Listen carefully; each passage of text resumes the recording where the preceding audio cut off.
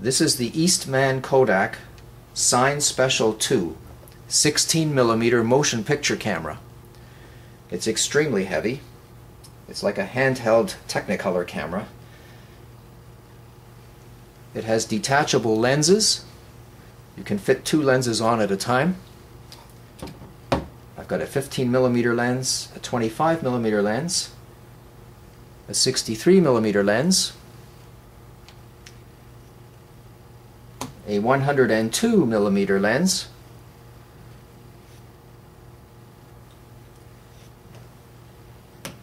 and this is a very long focal length super telephoto, 152mm.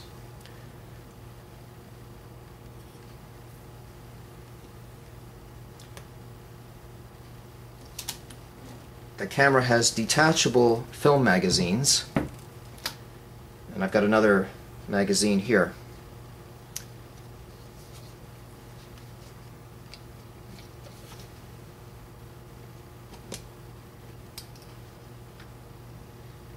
It's very intricate mechanical engineering in this unit.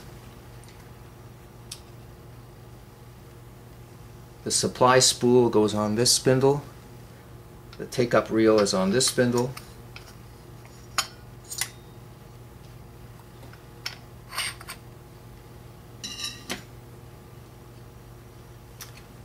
And you can see the film gate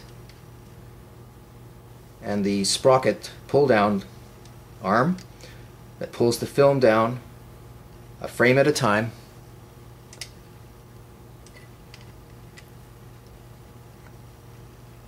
As the motion picture camera is running.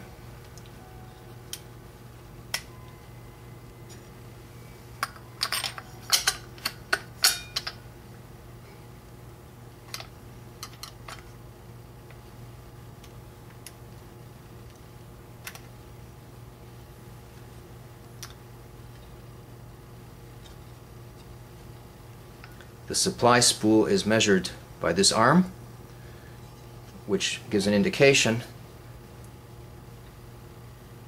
of how many feet of film have been exposed and how many feet are remaining.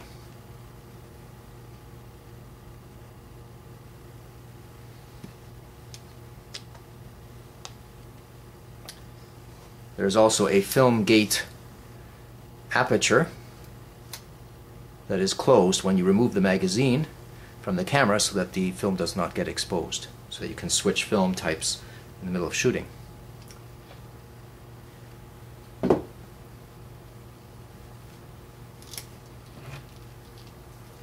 The camera is completely mechanical. This is the winding lever. The film frame numbers are identified. There is a dial here that goes from 0 to 100 in 1 foot increments. So it tells you at which foot the film is currently sitting at. And the actual frame numbers are shown in this little window. So you can actually go to any particular frame by winding the film manually forwards or backwards. You can expose single frames, you can manually advance frames, or you can run it automatically with a wind-up motor and adjust the frame rate.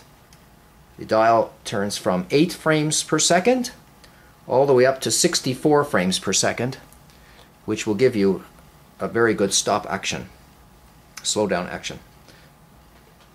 The shutter is a 180-degree shutter, and it can be changed to a 90-degree shutter, which is called half open, or a 45-degree shutter, which is a quarter open. And this allows you to do fades, fade in and fade out. It also allows you to change the exposure and also to help with motion on frames if there's a very fast action close to the lens. The lenses themselves, of course, have focusing rings and variable aperture adjustments.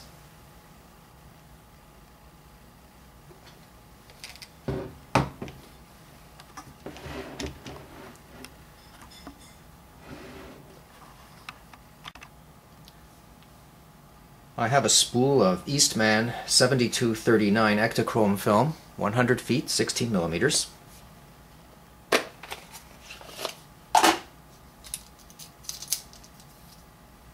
This has been already exposed. I'm just going to use it as a demonstration.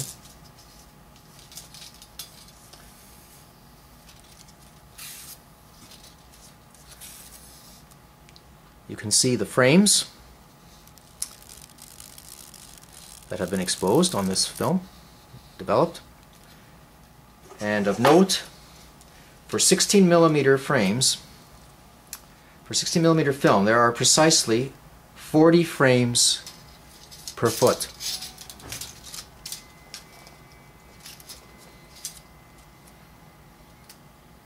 You can count them off. So knowing this will be important information later on. I'm now going to demonstrate how a film is loaded in this camera. So what I've done is I've turned the lens turret 90 degrees from its normal operating position so that the lenses are not hitting the table when I turn this on its camera on its side. But before I do that, I do have to wind up this camera because I store it with the springs released.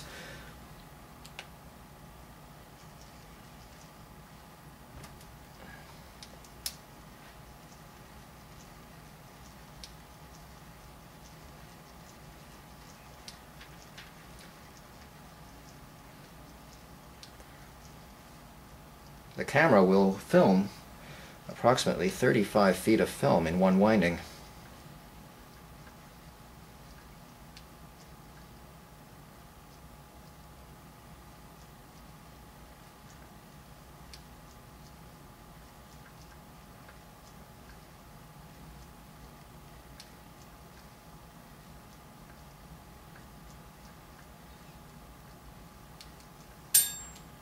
The bell indicates that the spring is fully wound.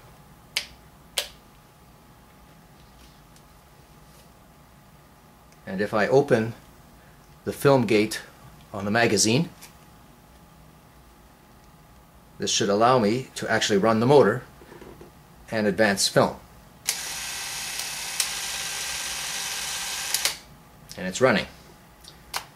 We need the spring wound in order to load the magazine properly. So first step is to open the film magazine.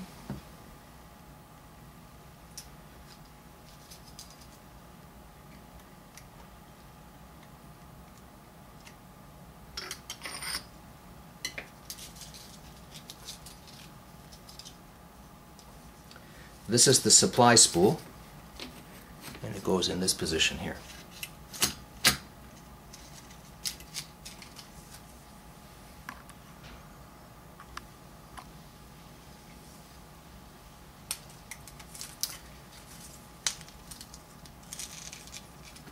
The film then travels around the drive sprocket and in between these two metal guides.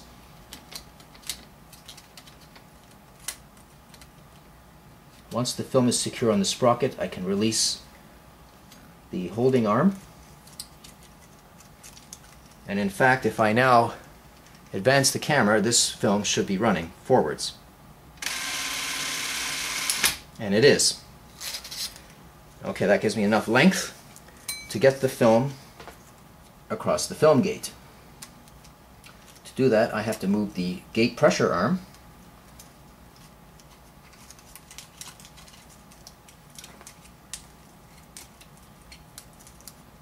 And I have to ensure that, in fact, the pull-down arm is in a sprocket hole.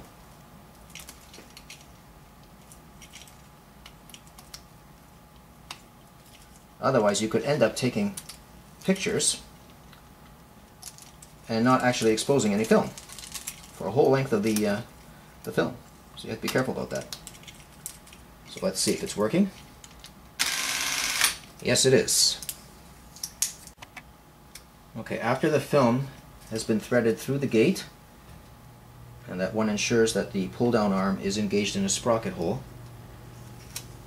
The film must then continue around, and it actually doubles up over the supply sprocket.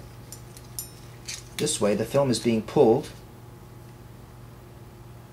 and the supply is being pulled and the take-up is being pulled. They are pulled together right here so that they will be in constant step, and the loops that you see here, these film loops, will not change size, and that way there's no pressure on the film as it passes through the gate, and it's free to be pulled down, stop, an exposure is made, and then the film is pulled down to the next frame.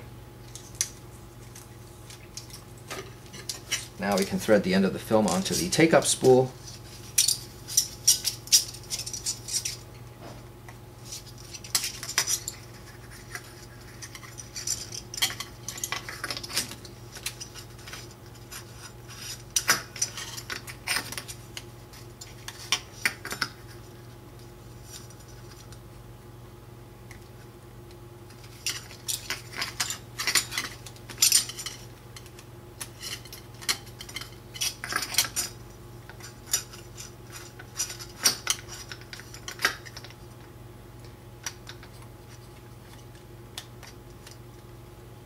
Okay, and once we've ensured that these are in the sprocket holes, we can close this pressure arm and also release the tensioner arm on the take-up spool. Now we've got to test it and make sure that in fact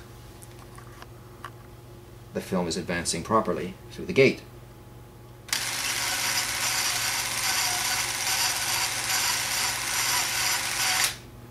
And it seems to be working quite nicely.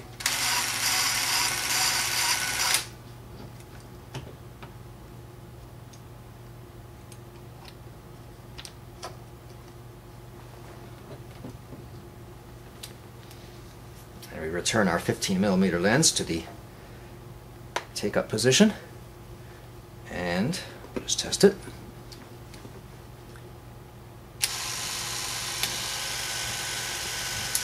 And it's running beautifully. Now again, the film speed can be adjusted from 8 frames per second all the way up to 64 frames per second. That's a very fast movement of the film, and it allows you to do a very slow motion of some intricate machinery, for example, when you're filming. But normally we'll have this at either 24 frames per second or at 16 frames per second.